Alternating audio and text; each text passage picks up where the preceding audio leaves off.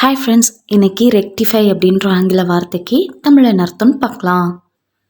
Rectify rectify இந்த வார்த்தைக்கு தமிழ் என்ன சொல்லுவாங்கன்னா, சரி செய், திருத்து, சீரமை. சரி செய்கிறது இல்லைன்னா திருத்துறதா ஆங்கிலத்தில் ரெக்டிஃபை அப்படின்னு சொல்லுவாங்க.